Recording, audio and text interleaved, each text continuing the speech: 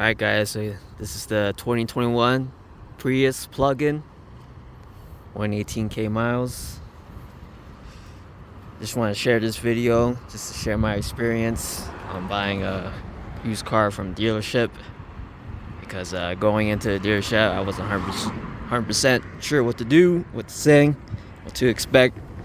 And when I bought this car, I made a few mistakes. I didn't really look at the outside exterior, and there's just like a couple scratches on here though. I don't know if you can see it right there. There.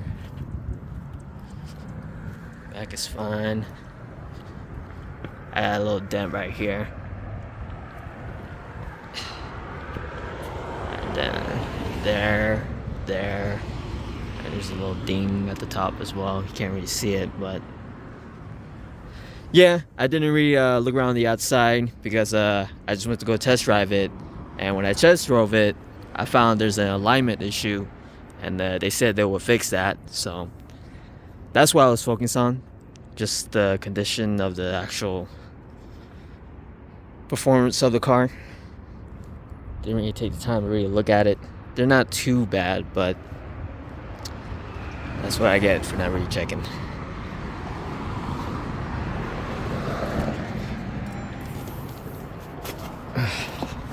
So this is the limited model, which is the highest trim, which means I get a heads-up display. And they got a couple other things. Got the heated seats, things like that, phone charger. Yeah.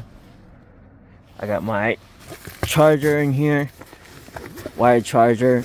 So when I bought this, they didn't have any charger wire on them. I had to buy this for $140 on Amazon, and you would think that kind of thing they should provide it or whatever, but it's a hybrid. It's not very common for the dealership just to be having these chargers lying around. So I don't mind paying for a new one anyway. Get a brand new one, right? And even though the Toyota OEM is like $850, and I got aftermarket for $140, it shouldn't be a problem, because charging stations, they have to be able to adapt to all different kinds of cars, right? So honestly, if it's not OEM, it shouldn't be a problem.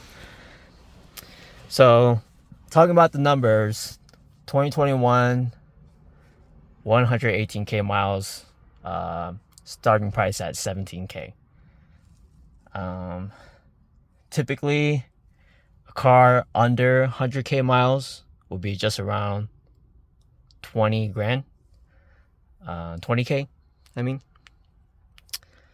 So I think I still got a good price on that as far as the sticker price go. But after all the taxes and fees, so the dealership document fees was $700. They added a perma plate coverage for insurance, which is just to like, so you see the steering wheel, like this is all messed up right here. So I bought like insurance coverage that I can claim, and they'll fix all of this. They'll clean it up. So any like spills or anything like that, they'll clean that all up. So they should fix this, but I'm about to make that claim today. Actually, I just took pictures earlier, so that will get all fixed. That dent, I didn't buy the insurance for dents, so they don't have that covered, but I'll ask them to see if they can do it and how much that'll be. So that insurance was $700, and the gap insurance was $1,000, which is not bad at all. I learned later on that you can buy gap insurance through your auto policy. Honestly, I'm not sure how much I will save, but I don't have insurance on this yet because I don't have the paperwork, the dealership paperwork sale to register the car to DMV. So I'm still waiting on that so I can get it registered to DMV and get the license plate, then I'll get the insurance. And I'll ask the insurance if I can still get their gap coverage and drop this one, potentially save money. I don't know, but we'll see. And then the most expensive fee was the service contract, basically the warranty, extended warranty. which was 2,600, and that lasts up to 154,000 miles, or I believe 3 years. So anything major wrong with the car, suspension, the engine, transmission, even the hybrid battery. If my hybrid battery goes bad, they replace it all. So that's cool to have. So after all those taxes and fees, it went to $17K up to $23K. And then I put $2,000 down, so the loan was at $21K. I financed through a bank called Ally, and I have a credit score of 800. They gave me a APR of 10%. And but my dealer was telling me that after 8 payments, I can refinance the car for a lower APR because I'm a first-time car buyer. That's why it's still a little high. So I can still get that down after 8 payments. So yeah, I got a 21K loan, 23K car, and it's not a great deal, but I still believe it's a good deal. One thing I want to point out is like the availability of these cars, right? You know, I've been looking everywhere. I've been seeing so many in Cali. I've asked Tony to look at one at Sacramento, turned out to be a salvage. The first Prius that I was talking about in the chat, I looked at that, and that was a salvage too. And I was talking to the guy and everything, and he wouldn't tell me. And apparently you can get like a new title for the car, and it won't say it's salvage, and that's what he was trying to do. So that's why I just went to a used car dealership instead of a small lot, and I got this instead. And I don't know what it is, the timing of me buying this car, but literally like yesterday, I saw another Prius in Cali, 2021 for 18,850, 80,000 miles on it. I was like, God damn, like right when I buy my own Prius or my own car, it's like that now they're starting to post all theirs. Like, God, jeez. But honestly, I could post that if you guys want to look at that, look more into details. But yeah, I'm really happy with this car. The MPG is insanely good. It gets 48 to 55, and it's a plug-in, so I could potentially run this car just on the battery alone, which can get me up to 26 miles. Haven't really charged it yet because I'm not sure about charging it out of the house yet. Obviously, I have it parked outside. My charger is only 25 feet long. Probably have to get an extension cord. And I can't just charge this at a regular house outlet. And it takes about 5 hours for 120 volt, which is the regular house outlet. The charging stations that they have here in Vegas, they go up to 240 volts, so it cuts it in half. About 2 hours, 2.5. And there's a couple of places where I could charge it even for free. Sometimes I have to pay for parking. But you know, they're close to my work, but not close enough. Unfortunately, we don't have anything like that in our employee parking garage, so I'll figure that out though. But even if I don't charge it, I don't have to use it. Honestly, the battery, like I ended up depleting the battery when I first got this car because I didn't really know how to switch off the battery only mode. But the battery still works with the car, so it operates as a hybrid, so I'm still getting that 48, 55 MPG even if I don't charge it. So that's what I really like about this. I kind of have like EV. It doesn't have to be EV. I can just, you know, go hybrid, and you know, I have the convenience of both technologies basically. So yeah, that's why I chose this car, and I'm loving it so far. I love the way it drives, love the way it handles. And I don't know what people are saying that's slow or whatever. I think it's 120 horsepower, sure, whatever. It does not take 10 seconds to get 0 to 60 in this car. I haven't had a chance to take it somewhere to where I can go 0 to 60, but I'm pretty sure I can get it faster than that. Because even though it's low horsepower, this car is light, man. Going from a 6-cylinder SUV to a 4-cylinder, you know, it kind of feels like I'm driving a motorcycle indoors. But I've gotten used to it pretty quick. And yeah, the structure of this car is made from carbon fiber. So like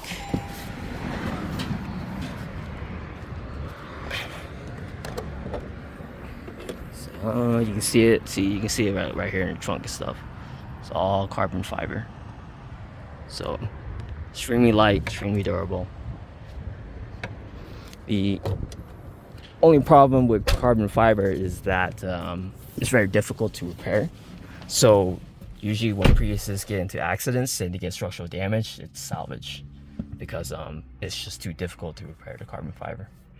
And that's why there's a lot of salvage Priuses out there. And when I drove that first one where the dealer was trying to hide that it was salvage, and compared to driving this, that first one, it felt weird. It felt like loose, you know? It felt like, you know, like the structural integrity was not there. And that's why it's salvage. But this one feels a lot better. So, hopefully maybe even 5 years from now, depending on how much miles I put on this. This is a 2021. I could potentially still have a value of about 10K on this and sell it for about that price. Yeah. So that's really good right there. That's what I'm shooting for, especially if I can take advantage of the extended warranty. And let's say I replace the hybrid battery, I replace the struts, you know, yeah, I maybe can get up to 12K, you know, even 5 years from now, I can sell for that. So, but I don't know. I might just hang on the vehicle too, depending on what's coming in the next few years. So, I know when I first talked about getting a new car and, you know, driving that Lexus into the ground, that was not a good idea to hang on to that Lexus. All those repairs started to stack up. About $9,000 of repairs went to that car in the past 2 years. So, especially the big one was replacing the engine. So, if you have this idea where you think you're just gonna keep driving the car and the car is just gonna suddenly shut down and be like, here's the sign to buy a new car. A car will not do that. It will gradually break down this. You'll be like, oh, I can pay $1,000, $2,000 instead of buying a new car. And then this will break down, and that will break down, and this will break down. So it sneaks up on you. So I did make a mistake with that. I know William was telling me to buy a new car, but the one reason why I bought this new car is because I have a new job too. So I'm working at Caesar's Palace with the union. So the pay is good, extremely good. So that's one reason why I'm able to afford this. So, yeah. So if you're thinking you're going to drive your car into the ground, the car's going to drive your bank account into the ground first. God fucking damn it. Anyways, we're done with that. I might be able to sell the Lexus for maybe $2,000 at most. Maybe just $1,000 because it has body damage. The brakes and rotors need to be replaced. The new engine sometimes misfires, especially if you don't put in shell gas. So, yeah. But if anybody wants that car, you can have it for free. You know, it's at the point where it just works, man. It just gets you point A, point B. The steering wheel might shake a little bit when you break at high speeds, but you know, as long as you replace the rotors, you'll be fine. But yeah, that's all I want to talk about pretty much. If you guys want to add anything in the chat, and I'll answer your questions. I just wanted to share my experience, and especially for Joseph, so that way we're all a little more prepared. What I should have done is brought someone with me. That's what I should have done. But I'm currently working 2 jobs, and I think Joseph is getting his 2nd job. So everybody was busy, and I did not want to bring Mom with me. Just put that out there. But yeah, but Mom probably would have caught all the exterior damage. So I don't know, maybe it would have been a good idea. But yeah.